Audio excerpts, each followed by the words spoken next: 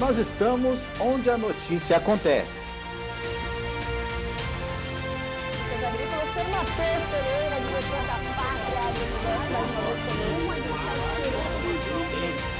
dia, agronegócio. Terça-feira, 21 de setembro de 2021, 8 horas.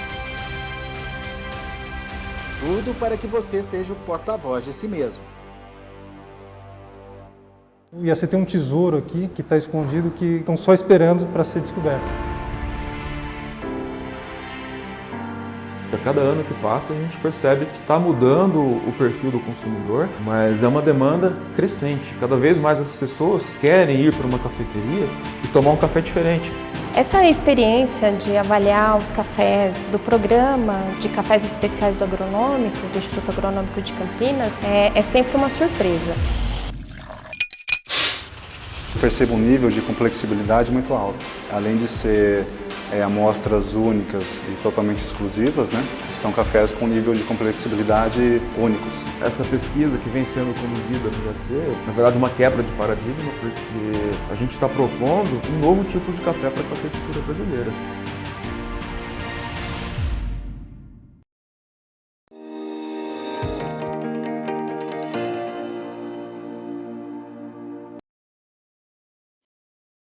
E nessa semana tem sido bastante destacada a questão ambiental, mais uma vez, do Brasil, uma vez que chega também ao mercado, chega aos produtores mais um mecanismo para garantir e para testar a sustentabilidade da nossa produção, que é a CPR Verde. Isso, entre outros destaques também na questão ambiental que a gente tem, já vem tendo essa semana. A gente já está de olho na COP26, que vai acontecer em Glasgow.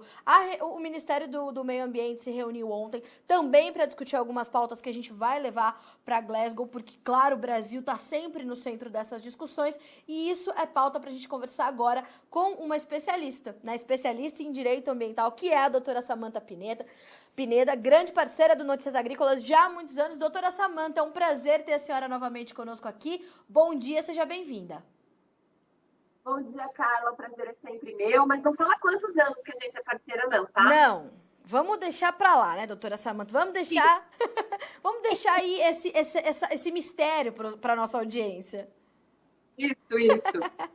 Doutora Samantha, de fato, né, essa questão da CPR Verde, e eu queria começar com isso a nossa conversa, ela teve bastante destaque essa semana e ela chega como mais um mecanismo para o produtor e olhando para esse mercado de carbono que está aí nos principais noticiários nesse momento, quando a questão é a questão ambiental. Eu diria que finalmente, né, Carla? Porque finalmente. Sempre a gente a respeito de como a gente vai pagar ao produtor rural brasileiro, que tem um custo de produção maior por conta da sua sustentabilidade. Nenhum país do mundo tem área de preservação permanente, nenhum país do mundo tem reserva legal, a gente cansa de falar isso.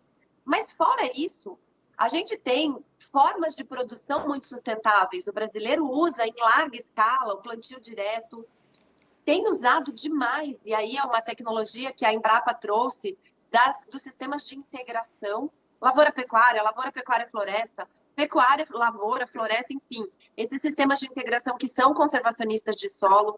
Nós temos uso de bioinsumos, inclusive incentivado pelo próprio governo, que tem sido usado também pelo produtor, e esse diferencial de sustentabilidade não é remunerado. Ou não era. Então, a gente teve, esse ano, eventos importantes, né? Primeiro, a lei de Política Nacional de Serviços Ambientais, a 14.119, que veio em janeiro, e agora essa CPR, ela meio que materializa esse mercado, Carla. Ela diz assim, você pode ter uma CPR para garantir a entrega do seu milho, da sua soja, do seu trigo, do seu boi e também do seu carbono, do carbono que você capta quando você planta a sua lavoura, do carbono que você mantém enquanto você cuida da sua APP, da sua reserva legal, e eu acho que foi um passo super importante na regulamentação, na formalização de um mercado interno de carbono, já que o mundo não fez ainda, né? Estamos esperando essa COP com muita expectativa, Carla. Exatamente. Doutora Samantha, isso de fato demorou um pouco para acontecer, graças a Deus finalmente chegou, porque o produtor também se questionava muito, né, como ele ia financiar toda essa preservação que nos é exigida e que também está colocada ali no Código Florestal, é lei. Por lei ele também tem que fazer isso, além de adotar boas práticas de produção. Mas como isso vai funcionar na prática? O produtor tem conhecimento para participar e utilizar essa ferramenta, ou ele ainda também está tentando entender, está buscando mais informação para que ele possa se valer desse novo mecanismo? Então, sem dúvida, o produtor está se informando, tem muito interesse. Eu que trabalho diretamente com a advocacia, né, no campo, a gente vê que os produtores estão muito interessados nisso, porque existe uma frustração, Carla, já do protocolo de Quioto, Sim. Quando teve o clima lá de Quioto, que o Brasil não conseguiu efetivamente emplacar como um grande vendedor de créditos de carbono. Porque existiam no acordo de Quioto algumas coisas que atrapalhavam o Brasil, como a tal da adicionalidade. Nós já tínhamos exigências legais muito severas e o acordo de Quioto existia uma adicionalidade que foi entendida aqui no Brasil como alguma coisa a mais do que a lei te exige. Quer dizer, para o brasileiro ficava impossível. Quando foi assinado o Acordo de Paris em 2015, o brasileiro já teve uma esperança de que a coisa vai mudar. E isso veio crescendo. Então, em 2015, assinou o Acordo de Paris, onde já tinha possibilidade de participação desse produtor. Depois, em 2012, a gente já tinha em 2012 o Código Florestal, que dizia que podia existir pagamento por serviços ambientais, inclusive carbono. E agora fechou com a Lei 14.119. Então, o produtor, ele sim está buscando informação. Não se sabe ainda como que isso vai funcionar internamente, mas a gente já tem exemplos funcionando, viu, Carla? Já temos exemplos aí de produtores vendendo seus créditos de carbono, sim. Até porque, né, doutora Samanta, se a gente for fazer uma rápida análise, o Brasil é um credor deste mercado, enquanto a gente tem grandes economias do mundo que estão aí com metas bastante audaciosas, né, de regulamentação ali ambiental e de melhoras, principalmente olhando para a emissão de gases do efeito estufa, ainda sendo devedoras desse mercado, como é o caso da China e dos Estados Unidos, né? Carla, você tocou no ponto que eu fico me perguntando como que não estamos alardeando para o mundo que somos nós os credores dessa conta. Onde é que está o marketing? Não, é absurdo, porque eu entendo assim, existe um pontinho que o Brasil precisa consertar. Desmatamento ilegal na Amazônia. Confere. Esse ponto é uma fragilidade, esse ponto é um detalhe que o Brasil precisa tomar uma providência. Agora, todo o resto de bom não aparece nos discursos internacionais. A gente só vê esse detalhe, esse ponto negativo, e os outros 99 positivos a gente não enxerga. Então, o Brasil, sim, é o grande credor dessa conta. China, Estados Unidos e União Europeia são mais de 70% dos gases de efeito estufa das emissões. O Brasil emite menos de 3% e pode ser uma usina de captação, porque nós temos 66% de floresta nativa. Se a gente fizer só manejo dessas florestas, mantendo as florestas em pé e mantendo também espécies em crescimento, com o uso, né, o manejo da floresta, nós somos uma usina de captação de gás de efeito estufa. E eu não vejo as pessoas falando isso. A gente é o credor dessa conta, com certeza. E como é que isso tem sido trabalhado pelas autoridades, doutora Samanta? A gente está com a COP26 aí para acontecer, né? O Brasil já confirmou a sua presença e naturalmente que o faça, porque está no cerne dessas discussões e é uma das nações mais cobradas quando a gente fala de preservação ambiental, porque nós temos a floresta amazônica, que é um grande símbolo de preservação ambiental, mas também um ponto de muito desconhecimento de outros países do mundo, que às vezes criam ali algumas informações, um romantismo em torno da floresta amazônica que já não faz mais parte da realidade, e o Brasil está no centro dessas discussões, naturalmente estaria nessa conferência. Como é que a senhora está olhando os preparativos para isso, as autoridades alinhando todos os números, todos os dados e informações que precisamos colocar ali, incluindo a CPR Verde e o mercado de carbono? Olha, a movimentação existe, Carla. Nós tivemos essa semana a reunião do ministro do Meio Ambiente, a ministra da Agricultura e a Frente Parlamentar da Agropecuária. E o ministro Joaquim Leite, ele disse que vai sim levar essa posição do Brasil para a COP, primeiro, como um grande preservador de florestas, que é. Segundo, como um consumidor e usuário de energia renovável, porque a gente sabe que a grande vilã da emissão de gás de efeito estufa é a produção de energia. E aí entra energia elétrica, transportes, aquecimento de casas, de prédios, enfim. E o Brasil não tem esses problemas, porque a nossa energia elétrica é basicamente hidrelétrica, energia limpa. A nossa energia, nós temos muito biocombustível no Brasil, então o nosso transporte é um transporte mais limpo.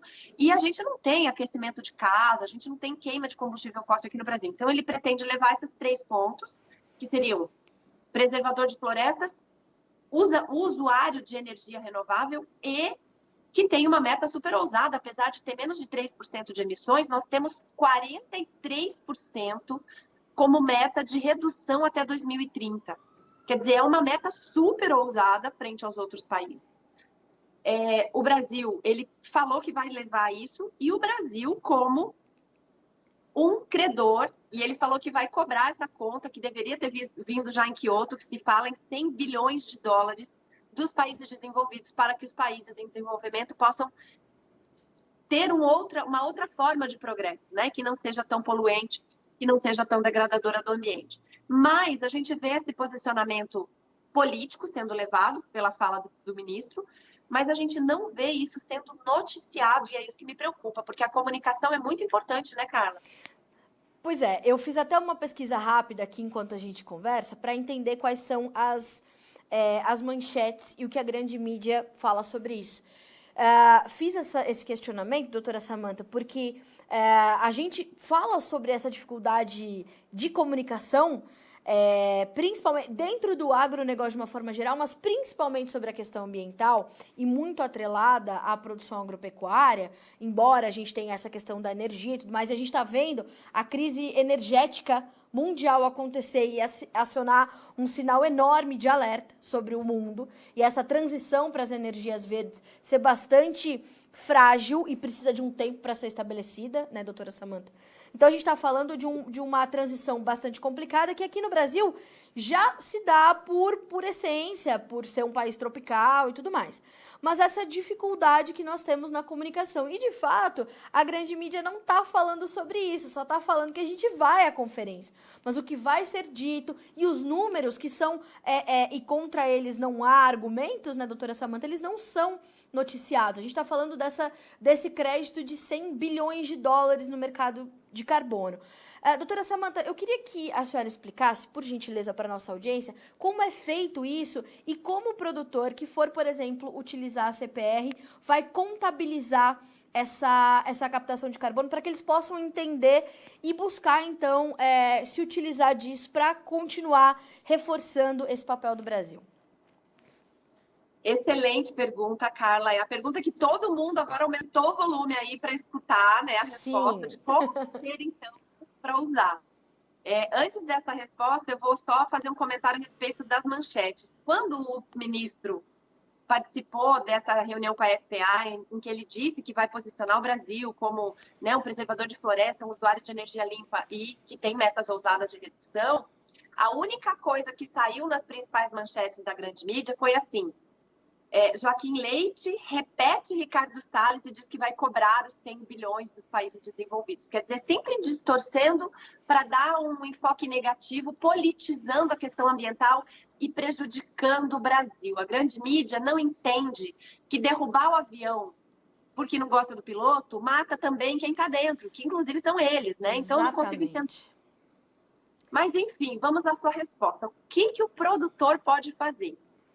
A primeira coisa que ele precisa fazer é olhar para dentro da sua produção, porteira dentro. O que ele tem?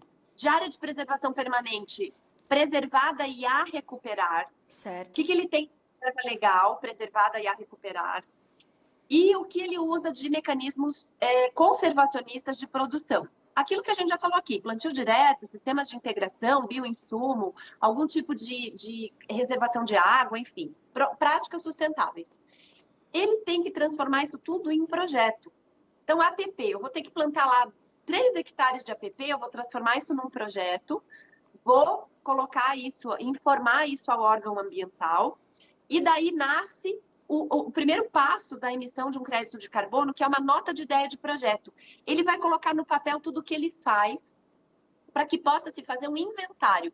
Quanto que a sua atividade emite, quanto que a sua atividade capta. Ótimo. E com essa conta a gente consegue saber quantos créditos ele pode emitir de gás carbônico, né? Créditos de carbono.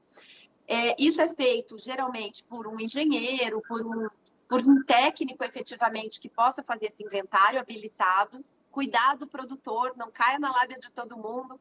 Esse técnico precisa ser habilitado para fazer esse inventário.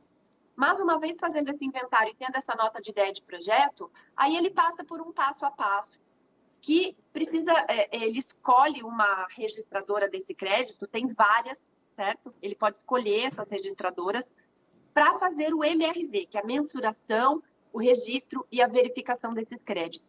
E depois disso ele tem um crédito apto para vender. Quando que ele vai emitir uma CPR? Ele já pode emitir a CPR quando ele fizer o projeto. Porque a hora que ele olhar para dentro e ver que ele tem potencial, antes dele passar por todo o procedimento até registrar esse crédito de carbono, que leva um tempo, ele pode emitir uma CPR e dizer lá para quem quer neutralizar suas emissões que ele vai entregar esse crédito.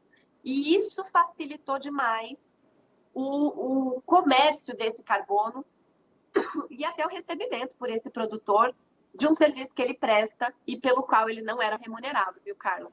Exatamente. Muito se discutiu também sobre essa remuneração pelos serviços ambientais. Qual que é a sua análise, doutora Samantha? Porque há um dinheiro, um investimento colocado pelo produtor para fazer. As pessoas também não têm essa ideia, né, de que a preservação ela exige investimento, né? Não só público, mas privado. Quando você vai fazer dentro da sua propriedade, para seguir a lei, você precisa ter esse investimento. Em algum momento esse retorno precisaria vir, né? Sem dúvida, sem dúvida. E até para fazer esses projetos, para fazer esse registro do crédito, vai ser necessário um investimento.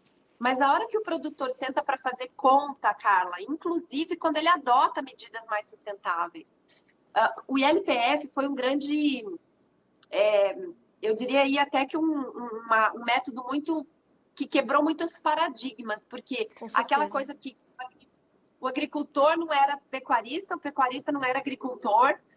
E nesse momento em que houve um investimento nesse processo, que é um processo de integração, houve um lucro, uma lucratividade hoje demonstrada em gráficos pelas propriedades que utilizam esse método, de que sim, aumenta a produtividade da área e aumenta a lucratividade da área. Então, não tem como a gente melhorar um processo sem investir nele. Esse investimento, olha só que coisa boa, porque a gente fechou um ciclo. Pode ser feita por títulos verdes. Sim. Hoje existe a lei do agro, que permite, por exemplo, que o produtor rural emita uma CRA.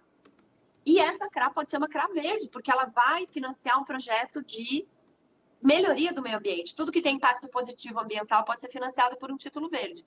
O título vai custear isso e o pagamento que o produtor vai fazer desse título já vai ser pago pelo crédito que ele tiver do carbono. Quer dizer, virou uma economia circular. Exato. Em que o produtor pode colocar no mercado esse recurso, vai ter que aplicar um recurso para adequar, para fazer projeto, para fazer registro, mas depois disso ele vai ver o retorno, não tenho dúvidas.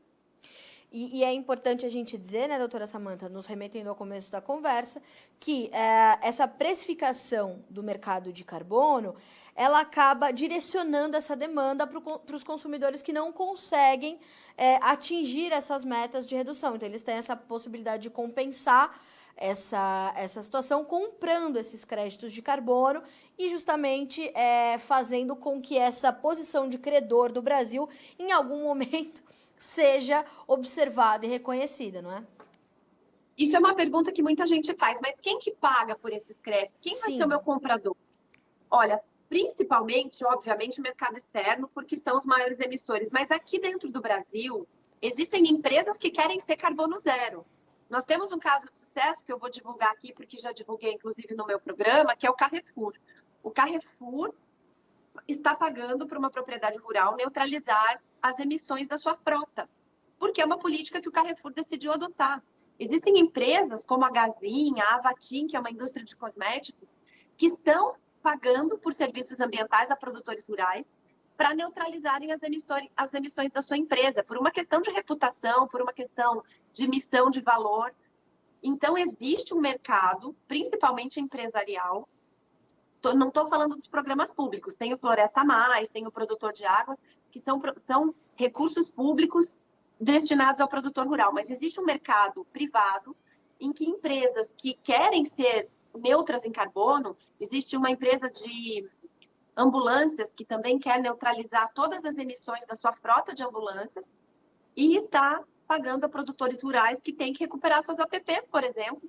Esse plantio vai neutralizar o carbono dessas empresas. Então, sim, existe mercado, a gente precisa ter produto de qualidade para oferecer.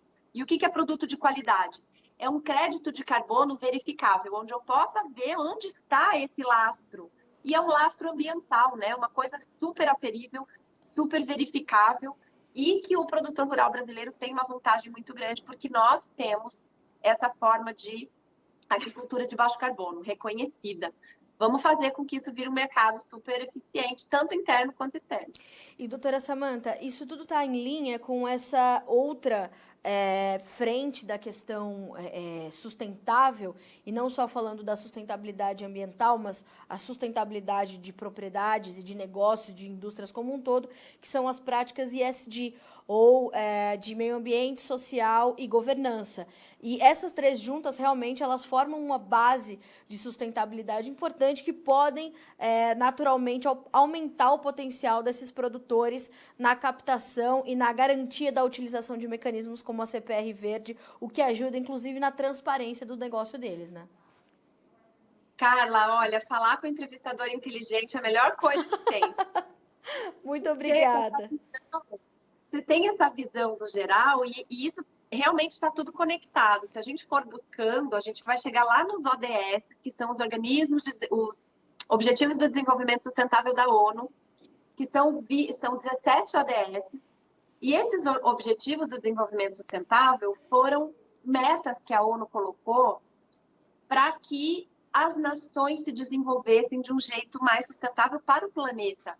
E sustentável inclui o ambiente, inclui o econômico, porque uma coisa que gasta e não ganha não é sustentável economicamente, e inclui o social, porque uma coisa que pode dar lucro, que pode cuidar do meio ambiente, mas que não faz a justiça social, que não seja inclusivo, que não seja corporativo, também não funciona. Então, o conceito ESG, que é essa sigla em inglês que fala do ambiental, do social e da governança, ela está intimamente ligada com os Objetivos do Desenvolvimento Sustentável da ONU, ela está intimamente ligada com uma nova roupagem que a economia precisa ter para que a vida no planeta seja possível. A gente não pode deixar subir a temperatura do planeta em mais 1,5 graus, porque nós vamos ter consequências, muitas vezes desconhecidas, mas com certeza devastadoras. Então, tudo está interligado. E, de novo, o Brasil está no protagonismo de credor. O Brasil está no papel principal de ter exemplo de desenvolvimento limpo da nossa função energética. Como você falou, a gente está na hidrelétrica e tem crise hídrica, e por isso tem crise energética, mas o Brasil tem sol o ano inteiro. E a gente está desenvolvendo e migrando, né, a passos mais lentos do que deveria, mas sim para a energia fotovoltaica, para usar a energia do sol como uma fonte geradora. Nós temos na costa brasileira inteira, são 8.000 quilômetros de costa, abundantes ventos para energias eólicas. Então, o Brasil tem recursos naturais para ser o protagonista dessa história e para ajudar a resolver o problema ambiental do mundo. Dentro dos conceitos do ESG, dentro dos Objetivos do Desenvolvimento Sustentável da ONU e levando ao produtor rural, que é quem está lá na ponta, lidando com o chão, com a água, com a natureza, o pagamento que ele merece por fazer essa diferença. E, doutora Samantha, acho que vale uma reflexão para concluir a nossa conversa, que quando a gente puxa essa pauta, e nós não somos a grande mídia, mas nós somos uma mídia de nicho, né? O Notícias Agrícolas é uma mídia de nicho, mas que procura falar para toda a população, para a massa dos brasileiros, quando a gente puxa pautas como essa e enaltece este papel do Brasil como credor do mercado de carbono, por exemplo, a gente não está diminuindo problemas que nós precisamos ambientalmente ainda resolver. como é a questão do desmatamento ilegal na Amazônia, como é a questão dos incêndios clandestinos e criminosos. Enfim, a gente sabe que há muitos problemas ainda a serem resolvidos, mas eles não podem também tomar uma proporção maior do que tem, ganharem, né, uma guerra retórica, de narrativa, frente a esses números, né? Não dá mais para a gente torturar a notícia para que em algum momento ela tente contra o próprio Brasil, né? E o mais nefasto de tudo isso é que quando a gente foca nas coisas, né, no problema que são os incêndios e que é o desmatamento ilegal, principalmente na Amazônia, a gente deixa de oferecer as soluções que poderiam ser financiadas por esse potencial brasileiro de resolução dos problemas climáticos, que são problemas gravíssimos que o Brasil tem, e eu não posso deixar de citar aqui, que é a falta de saneamento básico e de destinação adequada de resíduos.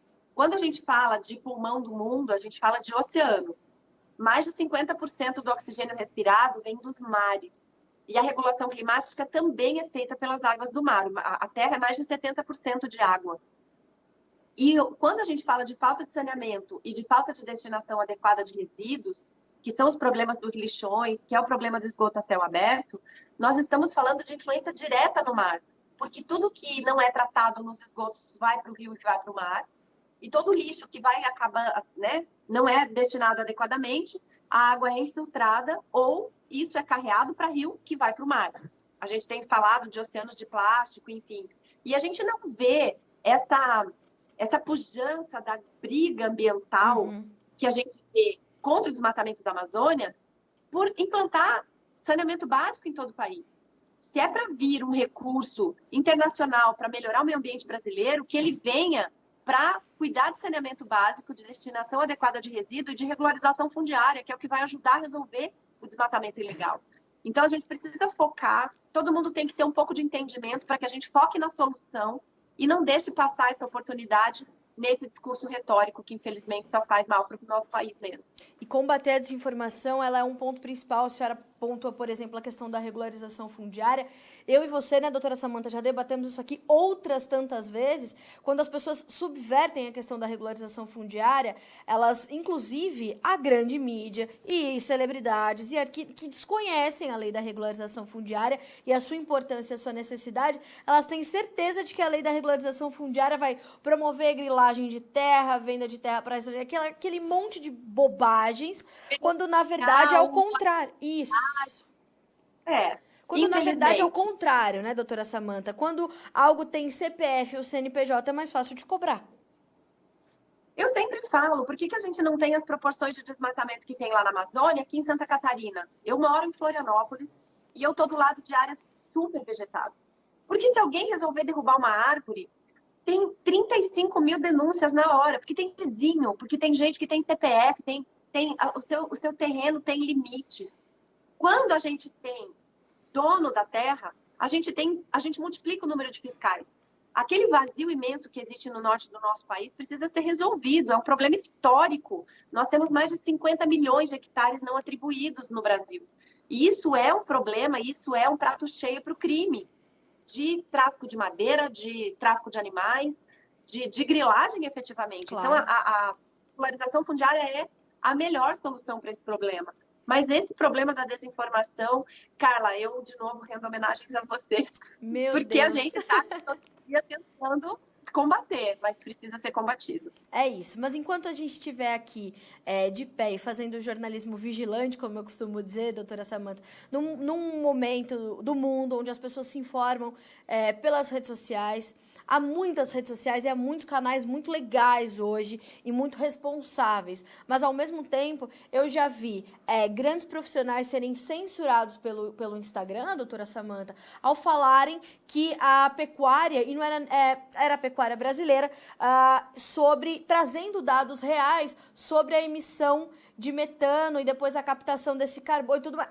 E foi censurado. A rede social simplesmente retirou o post do ar por um pedido da Associação de Imprensa Australiana, dizendo que aquilo era mentira e tudo mais. E eram estudos comprovados. Então, assim, no momento onde as pessoas estão ainda buscando, ainda não, né? Agora estão buscando as redes sociais para se informar, que elas busquem canais responsáveis, transparentes, onde a informação é apurada com responsabilidade, que é o que a gente tenta fazer aqui. E a senhora, como eu falei, é grande parceira do Notícias Agrícolas já há muito tempo, justamente por conhecer, por participar das discussões em Brasília, para olhar para esse preparativo para essa conferência. São 12 dias de conferência, não é possível que a gente não tenha um material substancial o bastante para mostrar para o mundo o que a gente está fazendo. E mostrar que os problemas que a gente tem também estão sendo resolvidos, mas que a gente precisa firmar essa situação de que a gente está trabalhando em cima disso, né, doutora Samanta? Passou da hora já.